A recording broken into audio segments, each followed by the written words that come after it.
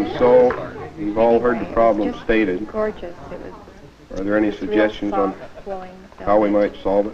Beautiful emerald green. Are there any suggestions? Very sure. Well, no. Anybody got any ideas? This is the way it was. It was. Oh, I don't like low necklines. I don't. How do you think we ought to proceed? Is that right? Well, how much many did have? Do you think we ought to pursue the matter further, or what?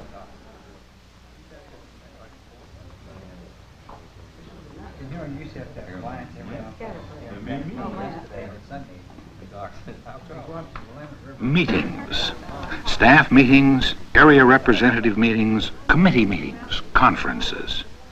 Well, there are lots of meetings, but very few really effective discussions. Whether they are effective or not depends a lot on the leader. You see, it's his job to make the discussion productive and useful. What is an effective discussion?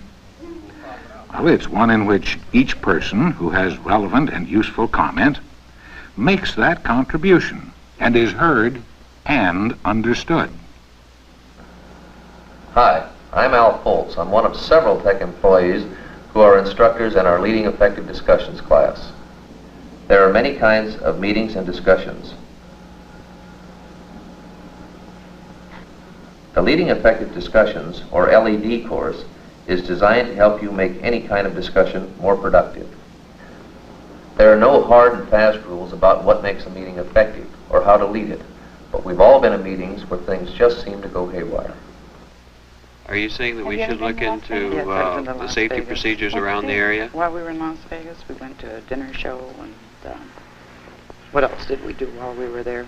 This is a tough problem for a chairman to solve, but he can try. Where'd you live in California? Where'd I live? Mm-hmm. I lived in Modesto, just before I moved up here. Did you really? Well, win a few, lose a few. Okay, now, I'd like to hear some of your opinions on the idea Ed has just suggested.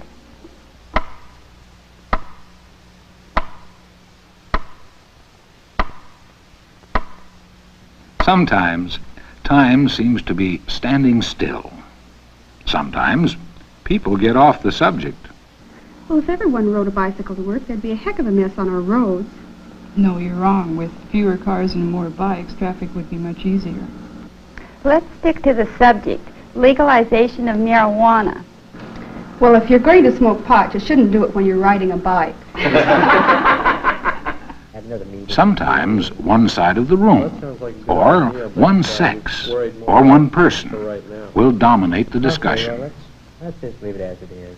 Okay, that sounds good. In fact, almost anything can go wrong. I think we'd all like to hear your opinion, Ed. Ed? A strong discussion leader isn't necessarily one who dominates the meeting either. That might make the other participants wonder why they're there at all. Bosses, particularly, without trying, find it easy to dominate discussions. The reason I've gotten you people together, I have a plan here of changing the furniture in our office. I think we can be a little more efficient by moving the desks around and get the work out a little faster. I like the idea. I think it's a good one. I'd like to hear what you people think about it. It's easy for a leader, if he becomes too active a participant, to stifle the entire discussion. Well, there are some problems. For example? Well, they certainly are minor ones. I mean, the benefits certainly would outweigh any disadvantages there would be. Well, for one thing, I'd find it awkward being located so far from the door. Makes it kind of hard for you to get to coffee break, doesn't it? But a weak leader isn't very effective either. He leaves the door open for someone else to dominate the discussion, or for the discussion to disintegrate completely. Come on, guys. There's no way you can get enough people to fight a war during in order to keep it going. A lot of what makes a good leader is just plain common sense. Each leader must lead in his own style. With practice and the kind of group help and constructive criticism the LED class provides, you'll learn the skills of leading and the importance of watching and listening. Each student gets practice in leading discussions, then is evaluated by the other class members. So you see, it's very much a self-help program. I think it was a pretty good discussion, and everybody seemed to take part, but I'm not so sure the objective was met. Do you remember what happened when the discussion leader was attempting to define the purpose of discussion? He had a problem at that time. And what else happened? Well, at the beginning, he gave himself away. The discussion leader soon learns that knowledge of the subject is far less important than being sensitive to what people are saying or trying to say. And often, the difference between a meeting that works and one that fails is a matter of simple things. At some meetings, it helps to have an agenda handed out beforehand. The area representative conference works this way. Questions are a major way of participating, and always should be handled thoughtfully. People ask questions for many reasons, sometimes to get information, sometimes to show interest, sometimes to help the leader. Okay, now, I'd like to hear some of your opinions on the idea Ed has just suggested.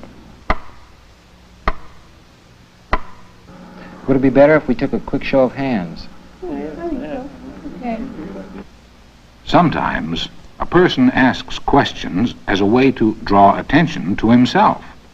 In this way, the habitual questioner, if he's allowed to, can dominate a meeting. I think every manager should see to it that all of his employees within, say, a month or 2 months after being taken into the group should see the entire company, if at all possible. I think the more time that's spent on touring the company and seeing the various areas of the company, the less problem will come up in the future of people asking questions about the operation of the company. I think that the flow of information... Often, a person who dominates the meeting can use his energies in more helpful ways. Bill, would you mind putting some of the group's ideas on the board, and then we can look at them and decide which one we think is best? I do it myself, but no one could read my writing. Humor is one of the very best ways to keep a discussion pleasant and to build up a friendly, trusting atmosphere. It's sometimes a temptation for the leader to be a participant. Should we go ahead then and plan for a speaker next month, giving both sides of the issue, or is that too controversial?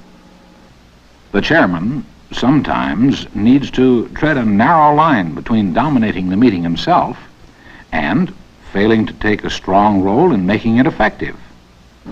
Is it your feeling, John, that it would be too controversial? I'd like to know what some of the rest of you feel about that also. An effective leader often makes frequent short summaries. So far, we've heard a lot of views as to why drug education might be a useful topic for a Tektronic speaker. The main reason seems to be that there's too much conflicting information in the press, and it would be useful to have someone put it into perspective. You've just seen only a small sample of the kinds of discussions, problems, and techniques the LED class concerns itself with. The class is made up of 10 weekly 2-hour sessions to best suit the class needs. There's no charge for area reps and area rep trainees. Because the course is felt to be so important to our area rep activity, there's a small charge for other employees. To sign up, see your panel member. This class is designed to help you really lead an effective discussion.